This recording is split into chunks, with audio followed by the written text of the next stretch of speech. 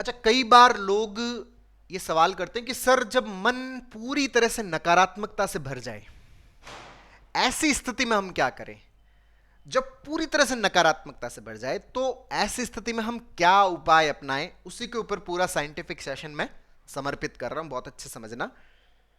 अक्सर हमारी जिंदगी में एक ऐसी सिचुएशन आती है कि जब हम अपने फ्यूचर को लेके खूब सारे नेगेटिव हो जाते हैं कि हम कुछ भी करेंगे गलत ही होगा, खराब होगा, बिगड़ जाएगा काम।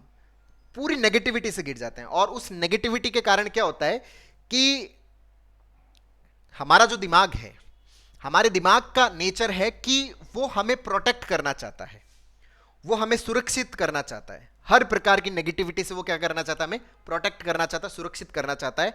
और जब हम फ्यूचर की नेगेटिविटी से गिर जाते हैं, फ्यूचर की नकारात्मकता से गिर जाते हैं, तो हमारा जो मन है वो उस नेगेटिविटी से अपने आप को हटा नहीं पाता।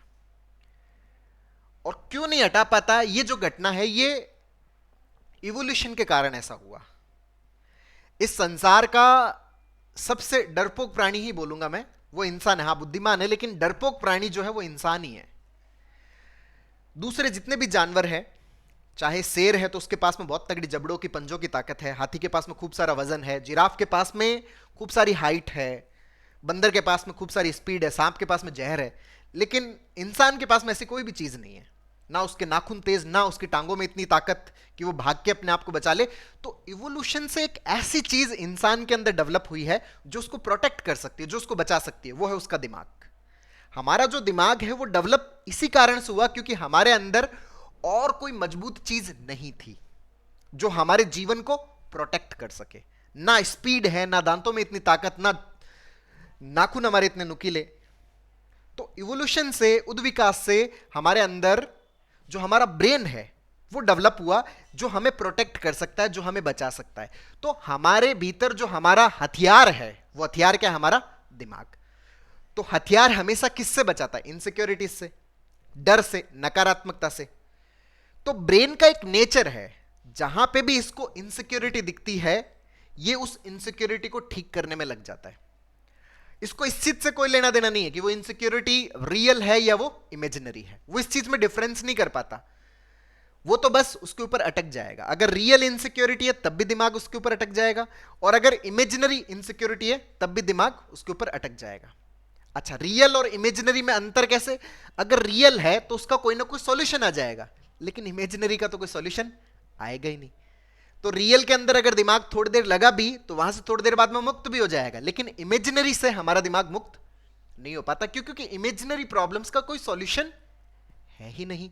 उसका तो एक ही सॉल्यूशन है कि मन में ये ख्याल आ जाए कि ये सिर्फ कल्पनाएं हैं। मन इस बात को मान ले, इस बात की स्वीकृति हो जाए कि ये सिर्फ कल्पनाएं, इमेजिनेशन, और कुछ भी नहीं है।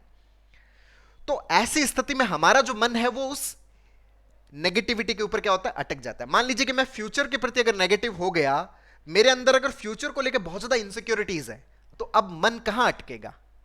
फ्यूचर वाले पॉइंट पे अटकेगा क्या? अब मन अगर फ्यूचर में अटका हुआ है तो क्या वो मेरे वर्तमान पे आ सकता है? बिल्कुल भी नहीं। तो वर्तमान की चीजें फिर मेरे लिए क्या हो जाती? बहुत ज्यादा मुश्किल हो जाती। मैं नहीं कर पाता फिर वर्तमान की चीजें, वर्तमान की चीजों का फिर मैं एंजॉय नहीं ले पाता। तो अक्सर लोग कहते हैं कि सर मजा ही नहीं आ रहा, बस जिंदगी कट रही है, जी तो रहे ही नहीं, मजा तो आ ही नहीं रहा। मजा कैसे आएगा? जो डरा हुआ व्यक्ति होता है उसको किसी भी चीज का मजा नहीं आता, चाहे उसके पास में बहुत ही बढ़िया जॉब क्यों ना हो, बहुत सारा पैसा क्यों ना हो, बहुत सारा बिजनेस क्यों ना हो। लेकिन अगर आपके भीतर निडरता है, आपके भीतर डर नहीं है, तो आप चाहे किसी भी लेवल पे हो, आप चाहे ठेले वाले हो, आप चाहे बिजनेसमैन हो, या आपके पास में कुछ भी नहीं है, तब भी आप क्या रहोगे? हमेशा आनंद में रहोगे।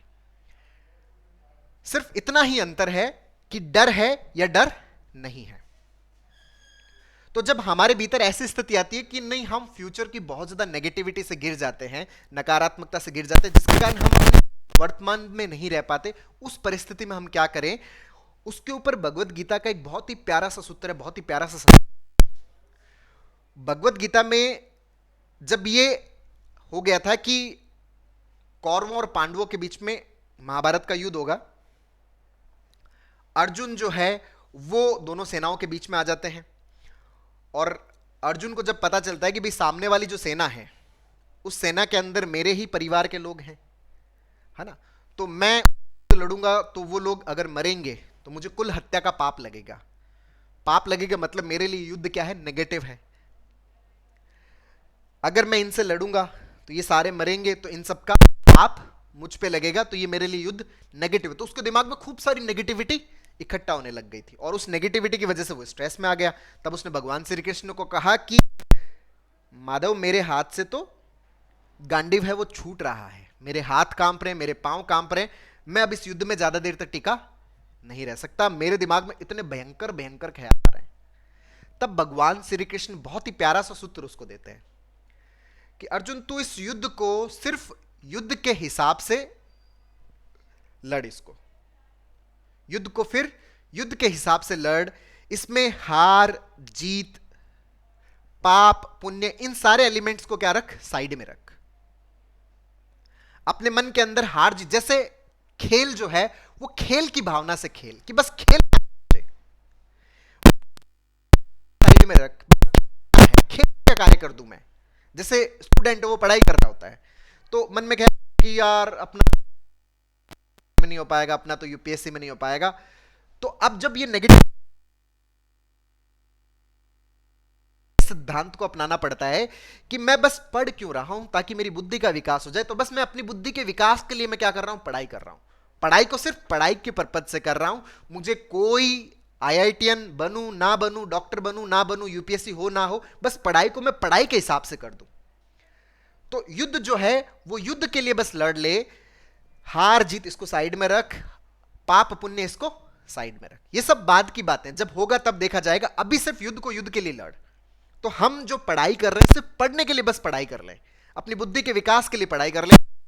नंबर आएंगे क्या नंबर नहीं आएंगे, आईआईटी में होगा नहीं होगा, नीट में होगा नहीं होगा, यूपीएससी में होगा नहीं होगा, ये सब बाद की बात। बस आज आप पढ़ क्यों रहे हो, बस पढ़ने का पर्पज आपका एकदम क्लियर हो जाए। बस मेरा तो पढ़ने का पर्पज इतना सा है कि बस मैं अपनी बुद्धि का विकास कर लूं, इसलिए मैं पढ़ रहा हूं।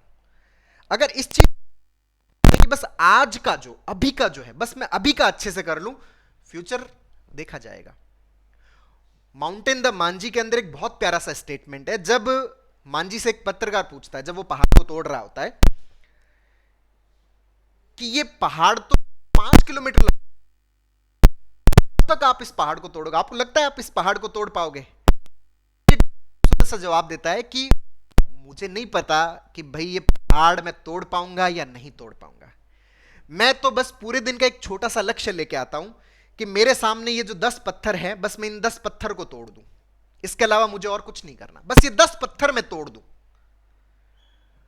और वो जब इन 10 पत्थर को तोड़ता है, हर दिन उसको क्या मिलते हैं, 10 पत्थर। हर दिन का टारगेट बस इतना सा मैं कर दूं, इन 10 पत्थर, आज 10 पत्थर तोड़े, दूसरे दिन 10 पत्थर तोड़े, तीसरे दिन 10 पत्थर तोड़े, तो एक महीने में 30 दिन 310 पत्थर टूट गए।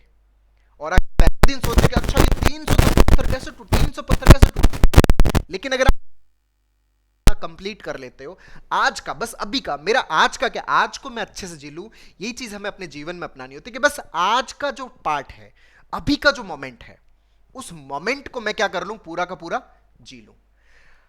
इस मोमेंट के ऊपर दूसरे मोमेंट का क्या है, आधार है, और दूसरे मोमेंट जो है वो तीसरे मोमेंट के लिए क्या है, आधार है। आज का दिन कल वाले दिन के लिए क्या है, आधार है। अगर आप आज का दिन बहुत अच्छे से जी लोगे, आज का दिन अगर आप प्रेजेंट होते हुए कर लोगे, आज की पढ़ाई आप अगर कर लोगे, आज का चैप्टर अगर आप खत्म कर लोगे, तो आज वाला जो दिन है वो कल के लिए क्या है,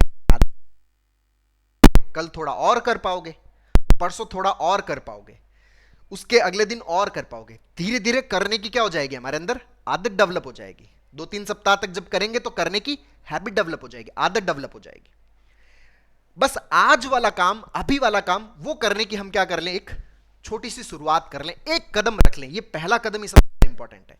अगर हम एक एक कदम रखते जाएं तो 1000 कदम की जो यात्रा है वो पूरी आराम से हो जाएगी। तो जब मन में हो कि फ्यूचर की नेगेटिविटी बहुत ज्यादा डरा रही हो, तो उस दरमियान बस आज का जो काम है, अभी का जो काम है, उस काम को करने की एक छोटी सी हैबिट डेवलप कर ले। बस मुझे तो बस आज वाला सब, बस आज वाला, अभी वाला, बस ये कर दो। क्या होता है कि जब हमें ये लगता है कि नहीं, मैं इस नेगेटिविटी से कभी बाहर, मैं इस डिप्रेशन से कभी बाहर निकल पाऊंगा, तो उस दरमियान हमें क्या करना होता है? बस आज इस एंजाइटी से बाहर निकलने के कदम कौन कौन से हैं, वो 10 पत्थर कौन से हैं जो मुझे तोड़ने हैं आज के दिन, बस ये कर लूं। सुबह उठूंगा, उठने के बाद में मैं एक्सरसाइज करने जाऊंगा, फ्रेश हुआ, एक्सरसाइज किया, बिस्तर छोड़ दिया, नहीं रुका, छोड़ दिया बिस्तर, उसके बाद में एक्सरसाइज किया, प्राणायाम किया, मेडिटेशन किया, योगा किया, और जो पूरे दिन की जो सीपीटी की प्रैक्टिसेस है वो प्रैक्टिसेस की। आज का जो प्लान था उस प्लान को मैंने एग्जीक्यूट किया। शाम को मैंने अपना एक रिव्यू लिस्ट बनाया कि आज मैंने क्या क्या काम पूरे कर दिए, कौन से 10 पत्थर मैंने आज डिसाइड किए थे और वो 10 पत्थर मैंने तोड़ दिए। बस ये रिव्यू लिस्ट को टिक मार लीजिए कि आज का काम मैंने पूरा कर लिया ना। अगर आपने एक दिन का पूरा कर लिया, यही एक एक दिन मिलकर आपकी पूरी एंजाइटी को जड़ से उखाड़ देंगे, आपके पूरे डिप्रेशन को जड़ से उखाड़ देंगे, आपकी पूरी ओसीडी को जड़ से उखाड़ देंगे। बस आज का काम अच्छे से कर दीजिए। और आज का ये भी अगर बड़ा लगता है, मैं कह रहा हूं वो जो अभी वाला मोमेंट में आप अपना काम पूरा कर दीजिए। ये जो मोमेंट टू मोमेंट अगर आप पूरा करते चले जाएंगे, यही क्या मिल के बनेगा, बड़ा काम बनेगा। इसीलिए कहा गया बूंद बूंद से घड़ा भरता है। बस हर दिन थोड़ी थोड़ी बूंदे उस घड़े में डाल दीजिए, एक दिन वो पूरा घड़ा भर जाएगा। लेकिन जब आप बूंद डाल रहे होते हो ना, उस समय मन में बहुत डाउट आता है कि यार ये भरेगा नहीं भरेगा, इस एक एक बूंद से तो कैसे भरेगा, मैं सर इतने छोटे छोटे स्टेप्स ले रहा हूं, कैसे ये एंजाइटी को तोड़ पाऊंगा, कैसे हटा पाऊंगा, कैसे पैटर्न्स जाएंगे।